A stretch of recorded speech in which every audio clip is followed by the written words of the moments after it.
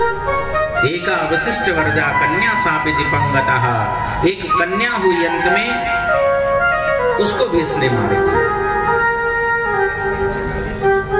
नंद बाबा रो रहे हैं, वसुदेव जी प्रसन्न होकर के उनके हाल चाल जान रहे हैं। वो तो हृदय से जानते हैं ना कि मेरा बेटा तो यही है। अभी पूरी कथा सुन चुके हैं वो भगवान के मुख से। बोले चिंता मत करो, ऐसा बोलो कि तुम्हारे घर जो लाला हुआ है वो तो ठीक है ना, वो तो अच्छा है ना, स्वस्थ है ना, देखने में कैसा लग रहा है। नंद बाबा को तो देखने का समय नहीं मिला, रात्रि थी, वो तो अपने बेटे को निहार भी न सके ठीक से। मेरा बेटा कैसा है, उसकी नाक कैसी है, उसके कपोल कैसे हैं, उसकी आंखें कैसी हैं, उसका भाल कैसा है, तो देख भी न सके थे। बार बार नंद बाबा से वही पूछ रहे हैं। नंद बाबा दुख बता रहे हैं कि तेरे पुत्रों को कंस ने मारा, लेकिन वसुदेव जी बार बार पुत्र की बात करते हैं। ऐसा लग रहा है कि जैसे ये नंद बाबा का पुत्र नहीं, इनका पुत्र है, और है भी। बताया सब कुछ ठीक है, अच्छा है, बढ़िया आनंदोत्सव हो रहा है, पूरी बात बताई। तो तुरंत ही वसुदेव जी ने कह दिया कि मुझे ये आभास हो रहा है कि गोकुल में कोई उत्पात होने वाला है, इसलिए तुम जितना जल्दी से जल्दी हो सके यहाँ से चले जाओ। नेह स्थेयम बहुतिथम संयुपातश्च गोकुले, मुझे ऐसा प्रतीत हो रहा है कि गोकुल में कोई बहुत बड़ा अत्याचार होने वाला है, कोई वहां घटना होने वाली है, उत्पात होने वाला है, इसलिए जल्दी से जल्दी तुम घर चले जाओ। वसुदेव जी की बात मान करके नंद बाबा चल देते हैं, क्योंकि वसुदेव जी कभी झूठ नहीं बोलते, ज्योतिषी हैं, ज्योतिष भी जानते हैं, वो जो कहते हैं वो सत्य होता है। डर जाते हैं नंद बाबा, पता नहीं मेरे लाल को क्या होगा, क्या उत्पात होगा, मैं तो यहाँ हूँ, पता भी नहीं क्या होने वाला है। नंदः पति वचः शौर्य नाम प्रसेद विचिंतयत्, वो सोच रहे हैं कि वसुदेव जी कभी झूठ नहीं बोलते, ऐसा बोल रहे हैं तो कोई उत्पात होने वाला होगा। प्रभु मेरे पुत्र की रक्षा करे, मेरे परिवार की रक्षा करे, मेरे गांव की रक्षा करे। हरिम जगान शरणम मुत्पातम शंकितम, उत्पात की शंका से रास्ते में श्री हरि श्री हरि श्री हरि ऐसा नाम उच्चारित करते चले जाए। इधर कंस ने जितने राक्षस हैं, दैत्य हैं, सभी को बुलाया और बुला करके कहा कि देखो भाई, आप सभी से मैं एक सूचना बताना चाहता हूँ। सूचना ये है कि जो मेरे मारने वाला है वो यहीं कहीं किसी गांव में पैदा हुआ है, ऐसा एक देवी ने बताया। तो उस बालक को ढूंढो और उसे मारो या मेरे पास लेकर के आओ। सब लोग सोचने लगे कहां से ढूंढेंगे, कैसे ढूंढेंगे, एक दिन का पैदा हुआ बालक कैसे मिल जाएगा हमको। उनमें से एक राक्षसिन है पूतना, बैठी है वहीं पर। बोले प्रभु ये काम मुझे सौंप दो, मुझे बड़ा आनंद आएगा इसका देख, ये काम मुझे सौंपो। आज नहीं, जितने बालक पैदा हुए होंगे आज तक पिछले 6 महीने में, सभी को मैं समाप्त कर दूंगी, सभी को समाप्त कर दूंगी। मायावी है पूतना, रूप बदलना जानती है। कंस ने कहा हाँ पूतना तुम ये काम कर सकती हो, तुम तो स्त्रियों के बीच में भी रह सकती हो, तुम्हें ठीक प्रकार से आता है ये कार्य करना, जाओ। पूतना चल देती है। पूरे ग्राम ब्रजादिशु, ब्रज में, मथुरापुरी में, गोकुल में। मथुरापुरी से ही वो शुरू करने वाली थी, लेकिन मथुरा के जितने बालक हैं सभी मारे जाएंगे। भगवान तक तो बाद में पहुंचेगी। भगवान जान गए कि ये पूतना मारने के लिए चल दी है, इसकी बुद्धि को ऐसे भ्रमित करना होगा कि ये कहीं और न जाए, मेरे पास ही सीधे आए, नहीं तो न जाने कितने लोग मारे जाएंगे। भगवान ने तुरंत ही प्रेरणा कर दी उसकी बुद्धि में कि पूतना कहीं और नहीं जाना, तुम मेरे पास आओ। धियो यो नः प्रचोदयात्, गायत्री मंत्र जो हमारी बुद्धि को प्रेरित कर दे कार्य करने के लिए। भगवान का एक नाम है प्रसविता, प्रसविता भगवान का एक नाम है। सविता, प्रसविता वै सविता, माने भगवान का ये नाम कि जो हमारी बुद्धि को प्रसारित करे कि ऐसा करना है ऐसा नहीं करना, जो जुड़ता है भगवान से, सभी के लिए नहीं है। भगवान ने प्रेरणा दी थी पूतना को, मेरे घर सीधे आओ। पूतना नंदग्राम पहुंच गई। स्त्रियों को देखा आकाश मार्ग से उड़ते हुए कि जा रही हैं स्त्रियां नंदघर। आकाश मार्ग से सुंदर स्वरूप बना करके उतरी, बहुत सुंदर स्वरूप, ऐसा प्रतीत हो रहा है मानो साक्षात लक्ष्मी ही आकाश से उतर आई हो। हाथ में सुंदर कमल का पुष्प लिए है, मल्लिका के पुष्प अपने बालों पर गूंथे हुए है, सुंदर मोरनी जैसी चाल, कटीली आंखें, और नंद बाबा के घर चल देती है। इतने महंगे महंगे गहने, इतनी महंगी महंगी साड़ी को धारण किए है कि किसी भी स्त्री से ये पूछने की हिम्मत नहीं हो रही कि बहन तुम कौन हो, कहां से आई हो। इतनी सुंदर है, ग्वाले भी देख करके अचंभित है, कह रहे हैं कि ये शायद हमारे गांव की नहीं है। दूसरा ग्वाला कहता है भाई ये हमारे गांव की नहीं है, पड़ोस वाले गांव की भी नहीं है। क्यों? क्योंकि मैं पड़ोसियों को भी जानता हूँ। ये हमारे आसपास की तो नहीं है, हो सकता है शायद ये देवलोक से आई हो। नंद बाबा के घर लाला जो हुआ है देखने के लिए आई हो। कोई पूछ नहीं रहा बहन तुम कौन हो, कहां से आई हो। जो स्त्रियां नंद बाबा के घर जा रही थी उन्हीं के साथ वो भी सम्मिलित हो गई। मैं तो कहता हूं लीडर बन गई। पीछे सारी स्त्रियां जा रही हैं, वो आगे आगे चल गई और पहुंच गई यशोदा मैया के पास। जाते ही अरे बहन ये लाला रो रहा है, तूने दूध नहीं पिलाया, कहां है? यशोदा मैया भी अचंभित है, ये कौन है? कभी तो पहले देखा नहीं है, लेकिन हो सकता है कोई दूर की रिश्तेदार हो। अगर पूछ लिया कि कौन हो बहन तो कहीं बुरा न मान जाए, इसलिए पूछ नहीं रहे। इतने सुंदर गहने, इतनी सुंदर साड़ी, इतना अच्छा श्रृंगार, इतना लावण्य रूप स्वरूप, पूछने की हिम्मत नहीं हो रही है। इशारा कर दिया वो लाला वहां पलंग में लेटा हुआ। पूतना मां का रूप धारण करके आई है दूध पिलाने के लिए कन्हैया को। लेकिन जिन पयोधरों से अमृत का पान बालक करता है उन्हीं पयोधरों पर वो कालकूट नामक विष लगा करके आई है। ऐसा विष जिसकी कोई भी दवा इस संसार में नहीं है। यदि वो जीभ में स्पर्श हो जाए तो बचना मुश्किल है। ऐसा जहर लगा करके अपने स्तनों पर वो आई। कन्हैया जान गए, पूतना आ गई। कन्हैया की तरफ बढ़ती है पूतना तो कन्हैया अपनी आंखें बंद कर लेते। आंखें क्यों बंद कर लेते हैं कन्हैया? आंखें बंद करने का कारण है भगवान की आंखों में करुणा बसती है। करुणा। पूतना ने कहीं उन आंखों में अपनी आंखें डाल दी ना तो जो पूतना के हृदय में जो पाप है वो धुल जाएंगे। और पूतना भगवान की आंखों में करुणा देखेगी क्योंकि प्रभु करुणा के सागर हैं। अगर पूतना ने कन्हैया की आंखों में करुणा देख ली तो वो त्याग देगी। कान्हा को मारने का जो प्रण है उसका वो छूट जाएगा, वो त्याग देगी, वो नहीं मारेगी। उसका जो राक्षसी स्वभाव है वो परिवर्तित हो जाएगा। इसलिए कन्हैया ने अपनी आंखें बंद कर ली। दूसरे संत कहते हैं कि नहीं नहीं ऐसा नहीं है, ऐसा नहीं हो सकता। एक कारण है।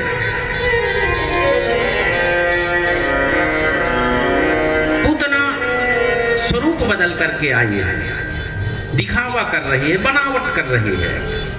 वास्तविक स्वरूप कुछ और है, कन्हैया को दिखाना कुछ और चाह रही है। और भगवान के सामने जो दिखावा करता है उसके लिए भगवान अपनी आंखें बंद कर लेते हैं। वो दिखाना चाह रही है मैं बहुत सुंदर हूं, मैं बहुत अच्छी हूं, लेकिन प्रभु जानते हैं कि तुम कैसी हो, इसलिए आंखें बंद कर लिया। और यही वास्तव में जीव की स्थिति है। हम क्या हैं क्या नहीं है ये भगवान से नहीं छुपता। हम हम दिखाने के लिए यदि भगवान के पास पहुंच जाएं कि हम बहुत बड़े आपके भक्त हैं, बहुत बड़े सेवक हैं, तो प्रभु जानते हैं कि तुम कितने बड़े भक्त हो। उनके सामने नहीं चलेगा। शायद चीरहरण की लीला भी भगवान ने इसीलिए की, कपड़ा कपट का पर्दा जो होता है उसको हटा के प्रभु के पास जाना चाहिए। गोपिकाएं उस पर्दे को डाल करके प्रभु के पास जाती हैं, और वो पर्दा जब हट जाता है तब ये जो देह रूपी पर्दा है, जब ये देह रूपी पर्दा हटता है तभी प्रभु से मिलन संभव है। इसीलिए चीरहरण की लीला भगवान ने की। दूसरे संत ने कहा कि और कोई बात हो सकती है। भगवान भोलेनाथ का स्मरण कर रहे हैं आंख बंद करके, कन्हैया कि प्रभु दूध हम पी लेंगे और विष पीने की आदत आपको है, उसको आप संभाल लेना। इसलिए आंख बंद करके भोलेनाथ का स्मरण कर रहे हैं। तीसरे संत ने, चौथे संत ने कहा कि नहीं और एक बात है। शुरुआत कर रहे हैं यहां से। स्त्री सामने आ गई, राम रूप में भी शुरुआत यहीं से हुई थी, शायद स्त्री से ही ताड़का। आज यहाँ पूतना आ गई है। गणेश भगवान का स्मरण कर रहे हैं आंख बंद करके कि हे गजानन, अब शुरुआत करने जा रहे हैं, श्री गणेश यहीं से होगा। आंख बंद करके गणेश भगवान का स्मरण कर रहे हैं। तीसरे संत ने कहा कि नहीं और एक बात है। शायद कन्हैया बाल स्वरूप में हैं, बाल लीलाएं कर रहे हैं। छोटे से बालक को यदि कड़वी दवा पिलाई जाए तो वो मुंह बनाने लगता है, आंख बंद कर लेता है, ऐसे करता है। आज ये विष पिलाने के लिए जब मां स्वरूप में आई है पूतना, तो कन्हैया उसी विष का जो तीखापन है उसको स्मरण करके अपनी आंख मीचने लगे, आंख बंद कर लिया। अनेक भाव हैं, संतों के अपने भाव हैं। मुख्य तो ये है कि कन्हैया ने आंखें बंद कर ली, बस। पूतना को देखा, कन्हैया ने आंखें बंद कर ली ताकि पूतना को ये लगे कि प्रभु कुछ जानते नहीं हैं। आंख बंद है, पूतना पहुंचती है, लाला को उठा लेती है। लाला को उठा करके ज्यों ही अपने वक्षस्थल पर लगाती है और दूध पिलाने लगती है। गाढ़ाकराभ्याम, प्रभु भी उसके वक्षस्थल को अपने हाथों से, टाइट हाथों से दबा लेते हैं कि छूटे ना। प्रभु की यही खासियत है, पकड़ लिया तो छोड़ते नहीं, फिर वहां से नहीं छूट सकते आप। एक संत ने हमसे कहा कि प्रभु हम संत स्वरूप में आ गए थे, लेकिन मेरा एक छोटा सा परिवार था, कभी कभी उस परिवार के पास आना जाना हमारा हो जाता था। अचानक एक दिन वज्रपात हुआ, बिजली गिरी और मेरे 2 बेटे और मेरी पत्नी समाप्त हो गए। तो प्रभु ने दूर कर दिया। आप संत बन करके आप घर से जुड़े थे, तो प्रभु ने समाप्त कर दिया। वो चाहते थे कि तुम मेरा ही बन करके रह जा। ये करुणा है प्रभु की, जैसे नारद जी को उन्होंने किया। उठा करके भगवान को वक्षस्थल पर लगा करके दूध पिलाने लगी। प्रभु दूध पीना शुरू करते हैं और धीरे धीरे उसके प्राण भी पीने लगते हैं। पूतना सोचने लगी कि ये मेरे शरीर पर झुंझुनाहट क्यों हो रही है, ये मेरे शरीर में ऐसा मुझे क्यों प्रतीत हो रहा है कि मेरा शरीर कमजोर हो रहा है, हीन हो रहा है, बलहीन हो रहा है, मेरा शरीर क्षीण हो रहा है। जान गई कुछ गड़बड़ है। कन्हैया को दूर हटाने लगी, लेकिन भगवान छोड़ने वाले नहीं हैं। चिल्लाने लगी, समुंच मुंजालमिति प्रभासणी, मुंच मुंच, मुझे छोड़ दो, ऐसे चिल्ला रहे हैं। सब लोग सोच रहे हैं कि ये क्यों ऐसे चिल्ला रहे हैं। कन्हैया पकड़े हैं और वो कह रही है सा मुंच मुंजालमिति प्रभासणी, मुझे छोड़ दो, मुझे छोड़ दो, मुझे छोड़ दो। शायद इसलिए कि मेरे प्राण बच जाएं, और इसलिए भी एक संत भाव यहां भी देते हैं कि जब पूतना कन्हैया को दूध पिलाने लगी और जैसे ही उसका जो देह है वो कन्हैया के देह से स्पर्श हुआ और दूध दूध पिलाते ही पूतना के हृदय में करुणा आ गई, वात्सल्य करुणा आ गई, मां की ममता आ गई। प्रभु मां स्वरूप में देख रहे हैं। पूतना का हृदय जैसे ही भगवान के हृदय से स्पर्श हुआ, उस पूतना राक्षसिन के हृदय में भी ये भाव आ गया कि कितना छोटा बालक है, कितना अच्छा स्वरूप है, और मैं कितनी पापनी हूं कि इसको मारने के लिए मैं इसे जहर पिला रही हूं। मुझसे बहुत बड़ी भूल हो गई। हे कन्हैया, समुंच मुंजाल में प्रभासनी, छोड़ दो नहीं, इस जहर को पी करके तुम मर जाओ।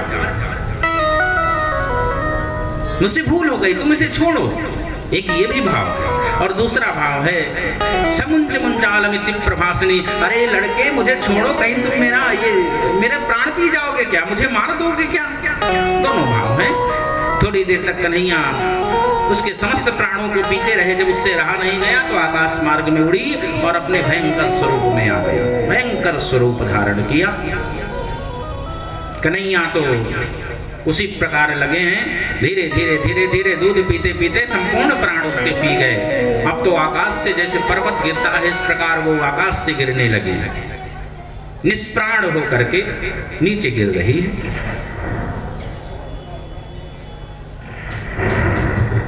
नीचे गिरी तो कन्हैया ने देखा कि मैं तो इसके नीचे हूं, अगर ये इस तरह गिरेगी तो मैं तो नीचे दब जाऊंगा। घुमा दिया कन्हैया ने उसको, तुम नीचे हो जाओ, मैं ऊपर रहूंगा। आकाश मार्ग से गिरी, तड़ाक से आवाज हुई, पद्मानोऽपि तत्रैः स्त्रीभूतव्यूत तदुत्तमान चूर्णयामास राजेंद्र महद्दासीत् अद्भुतम्। जब वो पूतना गिरी तो 3 गव्यूति के जो वृक्ष हैं वो टूट गए। 3 गव्यूति, एक गव्यूति का अर्थ होता है 2 कोस। एक गव्यूति 2 कोस और 3 गव्यूति 6 कोस। और 6 कोस का मतलब 6 गुणे 3, 3 किलोमीटर का 1 कोस होता है, तो 6 त्रिक 18 किलोमीटर लंबाई है उस पूतना की। 18 किलोमीटर, ये अचंभे की बात नहीं है। प्रत्येक युग में जीव की देह उम्र घटती बढ़ती रहती है। इसके पहले जो काल रहा है, जो वैज्ञानिक, जो विज्ञानवादी हैं, वो भी ये बात समझेंगे, क्योंकि इसके पहले जो जीव थे डायनासोर, उनका शरीर विशाल काय था। एक जीव था हरियल या उकाब पक्षी, एक चिड़िया जो हाथी को अपने पंजे में दबाकर उड़ जाती थी। ये विज्ञान मानता है इस बात को, ये कोई अतिशयोक्ति नहीं है, इसको विज्ञान मानता है। जो विज्ञान नहीं जानता उससे कहेंगे कि एक ऐसी चिड़िया जो हाथी को पंजे में दबाकर उड़ जाती है, तो थोड़ा अचंभित तो होगा। लेकिन ये बड़ी बात नहीं है। जब ऑक्सीजन का लेवल घटता बढ़ता है तो उम्र और शरीर घटता बढ़ता रहता है। आज ही अभी कई लोगों के जो जीवाश्म मिले हैं, वो किसी किसी की हाइट 8 फुट 10 फुट 86 किलो का भाला है, खाली राणा प्रताप का भी रखा है। पकड़ा दो किसी को तो यहाँ से वहां तक न जा पाएगा। तो ये 16 किलोमीटर की लंबाई कोई अचंभे वाली बात नहीं है।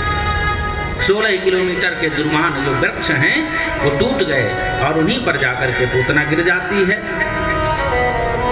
जिस प्रकार पर टूटी हुई पतंग को देख करके छोटे छोटे बच्चे पीछे पीछे दौड़ते हैं, भी ये यहाँ गिरेगी, यहाँ गिरेगी, यहाँ गिरेगी, उसी प्रकार नंदगांव के ग्वाले उस पूतना के पीछे पीछे दौड़ रहे थे। जब पूतना गिरी, देखा विशाल काय शरीर। तब तक में उधर से नंद बाबा भी आ गए। नंद बाबा ने देखा ये कौन रास्ते में पर्वत आ गया हमारे, अभी तो यही रास्ता सही थी। घूम करके नंद बाबा जाते हैं, पैरों की तरफ से देखते हैं तो जितनी गांव के ग्वाले हैं सब भीड़ लगी हुई है। भाई पूछा, भाई क्या हुआ क्या हुआ? बोले कुछ नहीं जानते, ये पता नहीं कौन है।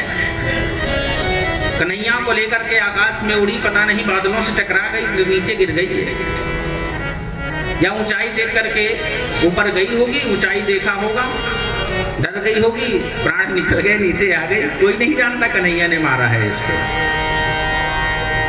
नंद बाबा ने सबसे पहले सीढ़ियां मंगवाई। गांव भर की जितनी सीढ़ियां हैं सब ले आओ, सबको आपस में बांध दो, इसके ऊपर लगा दो। सीढ़ियां मंगवाई, आपस में बंधवाते गए, उसके पैरों में सीढ़ियां लगवा करके बड़े मजबूत हट्टे कट्टे ग्वाले पैरों की तरफ से चढ़ते हैं। देखते हैं तो कन्हैया बढ़िया सीने में लेटे हुए खेल रहे हैं। सबसे पहले कन्हैया को लेकर के माता को देते हैं और फिर पूछते हैं कि भाई ये तो इतना बड़ा इसका शरीर, अभी ये सड़ने लगेगी कुछ दिनों बाद, ये तो मर गई, तो फिर ये बदबू होगी, यहाँ पर गंध आएगी, हम रह ना पाएंगे गांव में, क्या करना चाहिए? तो नंद बाबा ने कहा कि ऐसा करो, इसको जलाया जाए।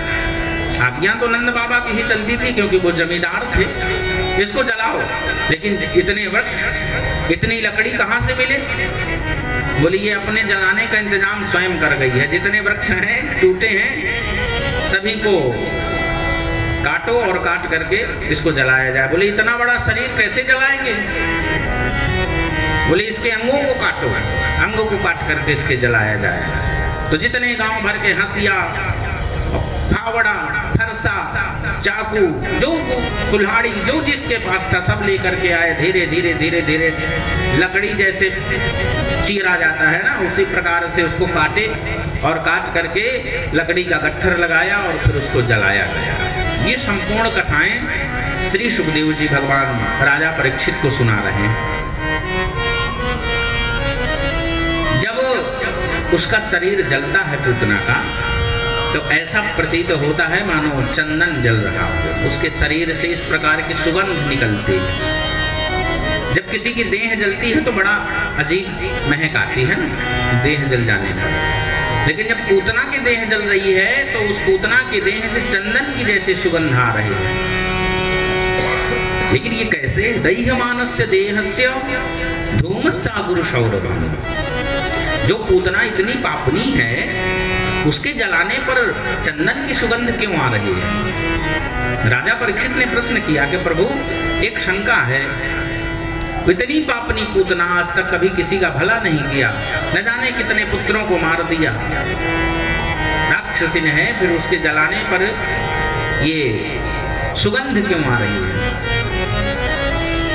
तो जिस समय भगवान का स्पर्श उसके हृदय से हुआ, उसके शरीर से हुआ, उसी क्षण उसके समस्त पाप धुल गए और उसकी देह पवित्र हो गई। ये भगवान की कृपा ऐसी ही है। ये भगवान के भक्तों का चरित्र सुन रहे हैं आप। यदि भगवत होता तो ये भगवान के लिए होता, यदि भागवत है तो भगवान के भक्तों के लिए है। इसमें भगवान के भक्तों का चरित्र है, भगवान का नहीं। भागवत भगवता प्रोक्तम इति भागवत, ये जो भगवान के द्वारा कहा गया है वही भागवत सुन रहे हैं। तो इस प्रकार से पूतना गिर गई और उसको जलाया गया। श्री सुखदेव जी भगवान कहते हैं ये तत्पूतना मोक्षम कृष्णस्याभर्कमद्भुतम शृणुयात् श्रद्धया मृत्यो गोविंदे लभते रतिम। या इदम पूतना मोक्षम, ये पूतना मोक्ष की कथा है। आपने देखा होगा कि जब भी कोई कथा होती है ना तो कहते हैं रावण वध, ऐसा सुना है ना, रावण वध, अहि रावण वध, कुंभकर्ण वध, माने भगवान ने उसको मारा तो वध शब्द आया। लेकिन पूतना के लिए भगवान सुखदेव भगवान ने वध शब्द का प्रयोग नहीं किया। ये तत्पूतना मोक्षम, ये पूतना का मोक्ष हुआ है क्योंकि लेभे गतिम धातृचितां ततोयम। वो मां स्वरूप बन करके आई कन्हैया के पास, कन्हैया ने उसे मां का ही दर्जा दिया।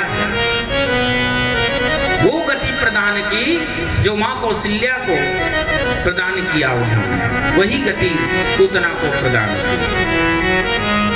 चाहते तो अपने मारने वाले को कोई भी गति दे सकते थे, लेकिन दूध यदि पिया है तो मां की ही गति उसको प्रदान किया। लेभे गतिम धातृचितां ततोयम कम वा दयालु शरणं व्रजेयम। बताइए भला कौन ऐसा होगा जो ऐसी दयालु के शरणों में नहीं जाना चाहे? यही तो सुखदेव जी भगवान कह रहे हैं, कम वा दयालु शरणं व्रजेयम। बताओ भला उनको छोड़ करके किसकी शरण में जाएं जो इतना दयालु है, इतना कृपालु है, जो कृपा सिंधु है, उनको छोड़ करके हम किनकी शरण में जाएं? अच्छा, ये पूतना है कौन और क्यों ऐसा किया? ये पूतना कि मन में भाव था कि मैं कन्हैया को दूध पिलाऊं, और ये भी पूतना के मन में भाव था कि मैं इसको मार दूं। ये पूर्व जन्म की बात है। गर्ग संहिता में एक कथा आती है। ये बलि की बेटी थी रत्नमाला। जब भगवान ने वामनावतार धारण किया, वामन भगवान बटुक बने, सुंदर स्वरूप ब्राह्मण बटुक, बलि के पास पहुंचे 3 पग धरती याचना करने के लिए। उस समय रत्नमाला वहीं खड़ी थी। उस स्वरूप को देख करके जब भगवान आ रहे हैं तो मोहित हो गई, और मोह मात्र भाव का हुआ। मात्र भाव का हुआ। क्या मोह हुआ? कितना सुंदर बालक है, अगर ये मेरा बेटा होता ना तो मैं इसको दूध पिलाती, बड़े प्यार से दूध पिलाती। ये रत्नमाला के मन में भाव आया। भगवान जान गए, सबके ओर अंतर वसहु जानहु भाव को भाव। रत्नमाला के ये भाव थे, वो जान गए प्रभु ठीक है देवी, यदि तुम मुझे मात्र भाव से दूध पिलाना चाहती हो तो ये इच्छा तुम्हारी जरूर पूरी करूंगा मैं। लेकिन भगवान ने जब 3 पग धरती मांगा और 3 पग में बलि को भी नाप लिया और उसको पाताल भेज दिया, तो इस दृश्य को देख करके वो रत्नमाला क्रोधित हो गई और कहने लगी कि अभी तक तो मेरे हृदय में भाव था कि इस बालक को मैं अपना दूध पिलाऊं, लेकिन ऐसा प्रतीत हो रहा है इसके कार्य को देख करके कि लगता है उसी दूध में इसको जहर मिला करके पिला देना। भगवान ने ये भावना भी उसकी सुन ली। बोले ठीक है देवी, ये भी तुम्हारी इच्छा पूरी करेंगे। आज वही दूसरा जन्म है उसका पूतना के रूप में, जहां पर भगवान ने दूध भी पिया और विष भी पिया। भगवान इच्छाएं पूरा करते हैं। हर भाव, जो भाव जिस भाव से भगवान को भसता है उसी भाव से कन्हैया उसकी मनोकामना पूर्ण करते हैं, जिस भाव से वो जगता है। इस प्रकार से पूतना का उद्धार भगवान ने किया। नंद बाबा घर आ गए, माता लेकर के कन्हैया को झाड़ा लगा रही हैं कि इतनी बड़ी राक्षसी लेकर के गई थी, पता नहीं क्या किया होगा इसके साथ, कहीं नजर न लगा दिया हो, कहीं इसके ऊपर तंत्र मंत्र न कर दिया हो, इसलिए भगवान का ही नाम लेकर के झाड़ा लगा रही हैं। गाय की पूंछ से गोमूत्र लेकर के भगवान के ही नाम से उनको साफ कर रही हैं। भगवान हंस रहे हैं। क्यों?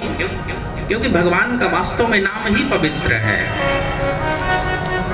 जैसे पूजन कराते समय मंत्र पढ़ते हैं ना पंडित जी पहले ही, ओम अपवित्रः पवित्रो वा सर्वास्थांगतोऽपि वा यः स्मरेत् पुंडरीकाक्ष बाह्य अभ्यंतरः शुचि, तो उसका अर्थ यही है कि अपवित्रो पवित्रो वा, यदि कोई बहुत अपवित्र व्यक्ति है और यदि कोई पवित्र भी है, सर्वावस्थांगतोऽपि वा, किसी भी अवस्था पर जा चुका है वो, किसी भी अवस्था में है, यह स्मरेत, यह माने जो स्मरेत माने स्मरण करता है, पुंडरीकाक्ष माने पुंडरीक माने होता है कमल, अक्ष माने आंखें, जो उस पुंडरीकांक्ष का स्मरण करता है, कमल जैसी आंखें वाले भगवान का स्मरण करता है, सब बाह्य, वह बाहर से भी, अभ्यंतर अंदर से भी, शुचि पवित्र हो जाता है।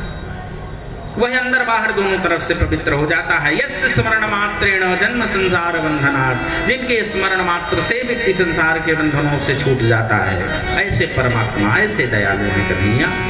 तो आइए हम भी उनकी शरण में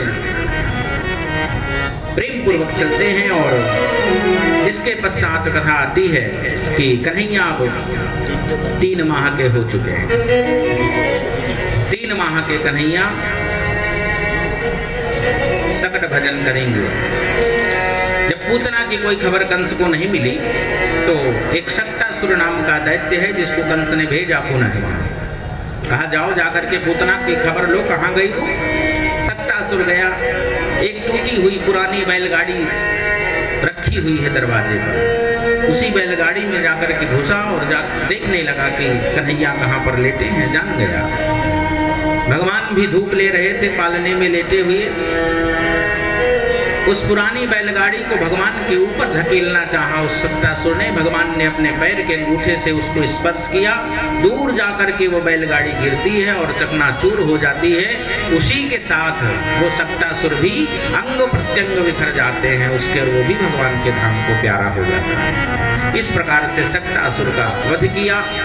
उसके बाद त्रणासुर नाम का एक दैत्य आया जो चक्रवात का रूप करके धर करके आता है। चक्रवात देखते होंगे आप गर्मी में ऐसे हवा गोल गोल घूमती है ना, तो अपने साथ पॉलीथीन कागज वगैरह सब उड़ा लेती है। इसी प्रकार का रूप धारण करके आता है और इतनी भयंकर धूल कि पूरे नंदग्राम को घेर लेती है वो धूल।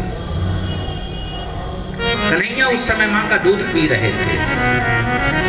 कन्हैया जान गए कि माँ मुझे दूध पिला रही है, छोड़ेगी नहीं, तो अपने शरीर का वजन बढ़ाना शुरू कर दिया।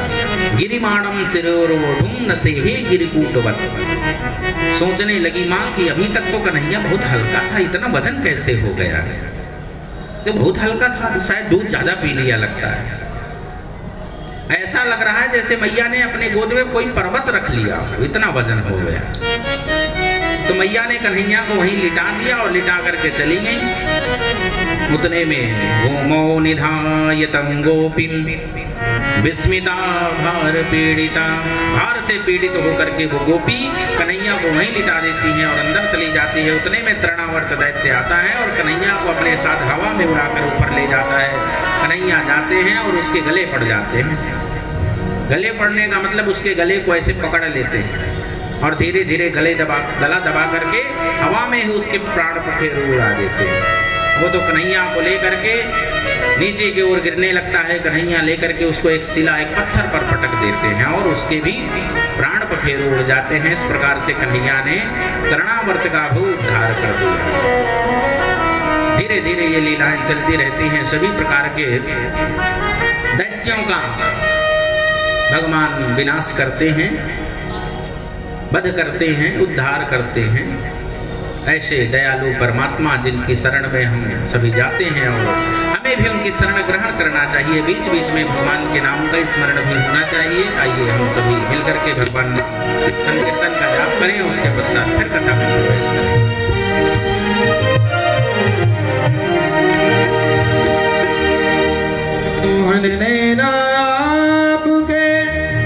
नभ का के जो जनेन में बस गए, भोजन रह गए पार। नैना लड़ गए श्याम सलोने से, नैना लड़ गए, नैना लड़ गए श्याम सलोने से, नैना लड़ गए, नैना लड़ गए, हमें नैना लड़ गए, नैना लड़ गए, नैना लड़ गए, नैना लड़ गए, नैना लड़ गए, श्याम सलोने से, नैना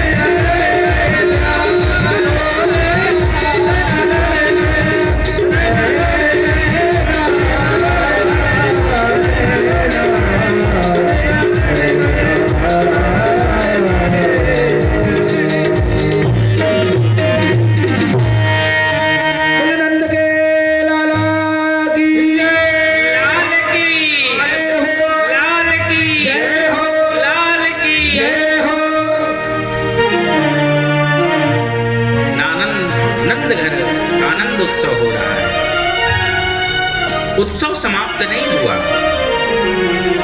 नंद बाबा तो कन्हैया ने यदि करवट ले ली उसमें भी उत्सव, कन्हैया ने मुस्कुरा दिया इसमें भी उत्सव।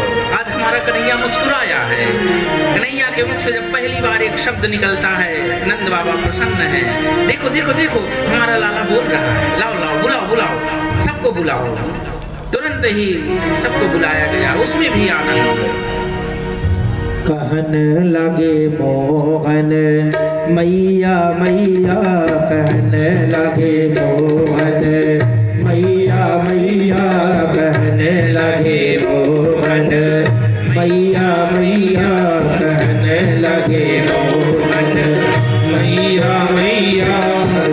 नंद बहर सो बाबा रे बाबा, नंद बहर को बाबा रे बाबा, नंद बहर सो बाबा रे बाबा, नंद बहर को बाबा रे बाबा।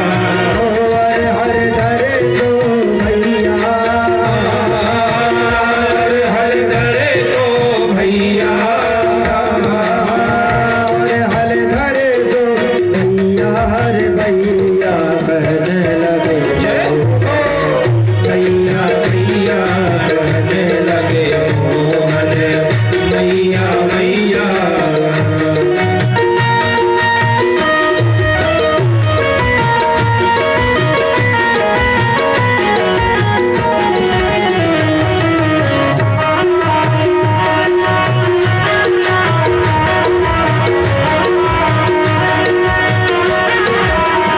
दूर खिलन जने जाऊ लाल रे, दूर खिलन जने जाऊ लाल रे, दूर खिलन जने